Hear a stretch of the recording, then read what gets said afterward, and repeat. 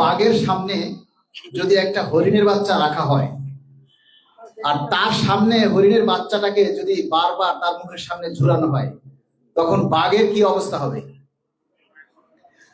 ঠিক সারা বাংলাদেশের যে সরকারি কর্মকর্তা কর্মচারী রয়েছে, তাদের মুখের সামনেও এখন বাঘের মতো ওই হরিণের বাচ্চা ঝুলতেছে। কিন্তু সারা বাংলাদেশের সরকারি কর্মচারীরা কিন্তু আজকে ক্ষুধার্ত। সারা বাংলাদেশে 22 লক্ষ সরকারি কর্মচারী কর্মকর্তা, এর মধ্যে 15 লক্ষ হচ্ছে জনপ্রশাসনের, আর 7 লক্ষ কর্মচারী আছে ডিফেন্সের। ডিফেন্সের মধ্যে পুলিশ, সেনাবাহিনী, নৌবাহিনী, বিমান বাহিনী, বিজিবি সদস্য, তারপরে আনসার, এই সকল সদস্যরা যারা রয়েছে। আমাদের প্রথম পে স্কেল পাওয়ার কথা ছিল কবে? 15 সালের পরে আমাদের প্রথম পে স্কেল পাওয়ার কথা ছিল 2020 সালে। 2020 সালে যখন আমাদের পে স্কেল হয়নি, তখন দেবপ্রিয় ভট্টাচার্য কোথায় ছিলেন? তারপরে আজকে যারা সুশীল সমাজ আছে, অর্থনীতিবিদ আছে, আপনারা কিন্তু কেউ একবারও বলেননি যে 2020 সালে পে স্কেল দেওয়ার কথা কেন দিচ্ছেন না, পে স্কেল দিয়ে দিন। কারণ 5 বছর, 15 সালের পর থেকে 20 সাল হলো 5 বছর, 5 বছরে দ্রব্যমূল্যের দাম বাড়ছে, বেতন না বাড়ালে তারা বাড়তি জিনিস কিনবে কি দিয়ে? আপনারা কিন্তু কেউ বলেননি যে না, পে স্কেল দেয়া হোক।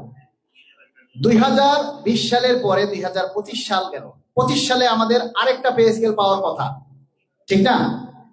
সবাই একটু কথা বললেন। তাহলে তখনও কিন্তু পে স্কেল দেওয়া হয়নি। তখন আমাদের দেশের এই যে অর্থনীতিবিদ, সুশীল সমাজ, রাজনীতিবিদ, আরো অনেকে আছেন যারা আজকে পে স্কেল নিয়ে সমালোচনা করছেন, কই আপনারা তো কেউ বললেন না যে 20 সালে দেওয়া হয় না, 25 সালে পে স্কেল দিয়ে দিন। সরকারকে তো আপনারা বাধ্য করেননি, কাউকে বলেননি পে স্কেল দেন। তখন মূল্যস্ফীতি নিয়েও আপনারা কেউ কোনো কথা বলেননি।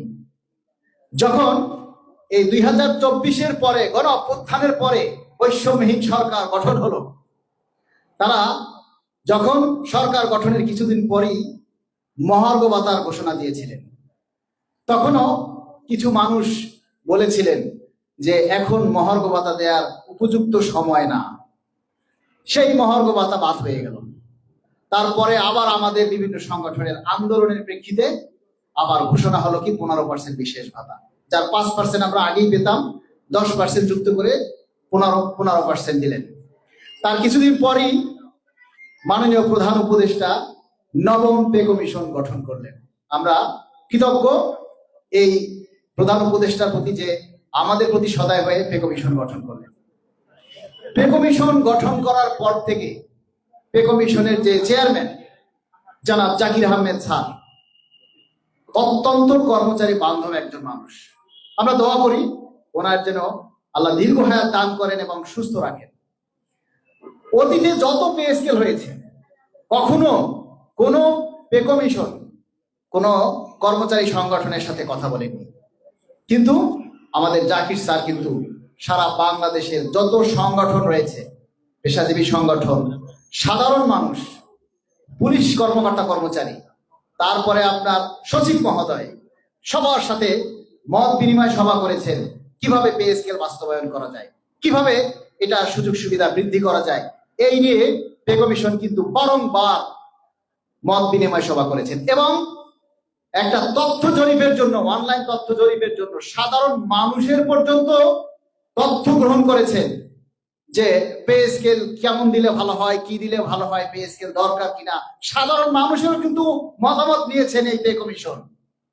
তখন তো আপনারা সুধীজন, তারপরে অর্থনীতিবিদ, সাংবাদিক, কলামিস্ট, আপনারা কিন্তু তখনও কমিশনকে বা সরকারকে কিছুই বলেননি যে এগুলির দরকার নেই, এগুলি নির্বাচিত সরকার এসে করবে বা অন্তর্বর্তী সরকারের এগুলি কাজ না।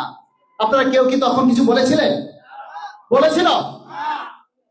আজকে 10 বছর পার হয়ে 11 বছরে ক্ষুধার্ত বাঘের সামনে যেভাবে খাবার দিলে বাঘ ছটফট করে, ঠিক সেই রকমই এই দীর্ঘ 10.5 বছর পর যখন পে স্কেলের একটা প্রস্তাব চূড়ান্ত করে মাননীয় প্রধান উপদেষ্টার হাতে দিলেন, তখনই আপনাদের বিবেক নাড়া দিয়ে উঠলো যে এখন পে স্কেল দেওয়া সম্ভব নয়। সাধারণ মানুষ কি করবে? একটা গোষ্ঠীকে বেতন বাড়ালে সাধারণ মানুষ কি করবে? এখন আপনাদের বিবেক নাড়া দিয়ে উঠলো। আর এই যে 10 বছর আমাদের কর্মচারী ভাই বোনেরা ধুকে ধুকে জীবনের সাথে যুদ্ধ করে, দ্রব্যমূল্যের সাথে যুদ্ধ করে আজ পর্যন্ত টিকে এসেছে, আমাদের অনেক বিজিবি ভাই এই ঋণের দায়ে আত্মহত্যা করেছে, অনেক পুলিশ সদস্য আছে যারা ঋণের দায়ে আত্মহত্যা করেছে, অনেক ভাই আছে যারা পরিবারের খরচ চালাতে পারে না বলে তারা আত্মহত্যা করেছে। কই তখন তো আপনারা কেউ বলেননি কেন এরা আত্মহত্যা করছে? এই আত্মহত্যা যারা করেছে তাদের পরিবারের দায়ভার সরকারকে নিতে হবে।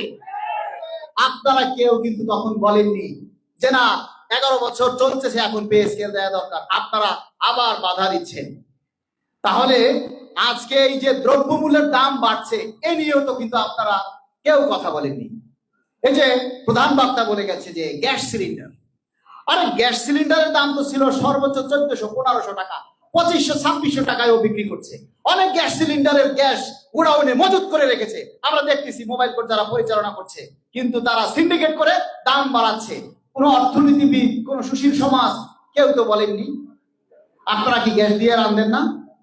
নাকি আপনারা যে অবৈধ আয় আছে সেই টাকা দিয়ে আপনারা চলতেছেন? আপনারা যারা কথা বলছেন আজকে অনেক অধ্যক্ষ আছেন, অনেক অধ্যাপক আছেন যারা অনেকেই পক্ষে বলেন, অনেকে বিপক্ষে বলেন। আপনাদের বেতন বাড়বে না? আমাদের যদি পে স্কেল হয় আপনাদের বেতন বাড়বে না? আরে এই যে পুলিশ সদস্য যারা আছে, যারা কনস্টেবলের চাকরি করে, তাদের ঈদ নাই, ছুটি নাই, রোজা নাই, শুক্রবার শনিবার নাই, তারা নন স্টপ ডিউটি করে। যখন রোদ হয় তখন ছাতা মাথায় নিয়ে ঘাম টপ টপ করে পড়ে, তারপরও তারা রাস্তার মাঝখানে দাঁড়িয়ে এই যে গাড়ির শৃঙ্খলা রক্ষা করে। তারা ঈদের দিন বাসায় যেতে পারে না, রাস্তায় বসে তারা ঈদ করে। অনেক সেনাবাহিনীর সদস্য আছে যারা দেশে নিরাপত্তায় কাজ করছে, অনেক সৈনিক আছে যারা মানবতার জীবন যাপন করছে। অনেকেই বলে যে তারা অনেক চড়া মূল্যে রেশন পায়, সম্পূর্ণ ভুল কথা। একজন সেনাবাহিনীর সদস্য 8-10 বছরের চাকরি না হলে তারা রেশনই পায় না। তারপরে যদি বিয়ে করে তারপরে তার রেশনের সংখ্যা বাড়ে, এর আগে রেশন বাড়ে না। অনেক বিজেপি সদস্য আছে যারা অতন্ত্র প্রহরী হিসেবে দেশকে রক্ষা করছে, কই তাদের পরিবার নিয়ে তারা তো একটু ভালোভাবে বাঁচতে পারছে না? আজকে গোয়েন্দা শাখার অনেক সদস্য আছে যারা কথা বলতে পারে না। আজকে পুলিশ বলেন, ডিজিএফআই বলেন, এনএসআই বলেন, গোয়েন্দা সংস্থা থেকে শুরু করে সমস্ত ডিফেন্স সদস্যরা আজকে কান্না করছে। কালকে দেখেছি একজন ক্রাইম ব্রাঞ্চের অফিসার গোলাম রসুল, উনি বাধ্য হয়ে পে স্কেল দাবির জন্য ফেসবুকে পোস্ট দিয়েছে। জেগে উঠেছে ডিফেন্স। আজকে ডিফেন্স সদস্যরাও জেগে উঠেছে, আর পারতেছে না, কারণ তাদের পিঠ দেয়ালে ঢেকে গেছে। আরে পুলিশ হয়েছে তাহলে কি হয়েছে? তাদের কি মৌলিক অধিকার নেই? ডিফেন্সের সদস্য হয়েছে তাই বলে কি তাদের নিজের অধিকারের কথা বলতে পারবে না? এরা বলে কেমন গণতন্ত্র? ডিফেন্স হয়েছে বলে কি সে তার অধিকারের কথা বলতে পারবে না?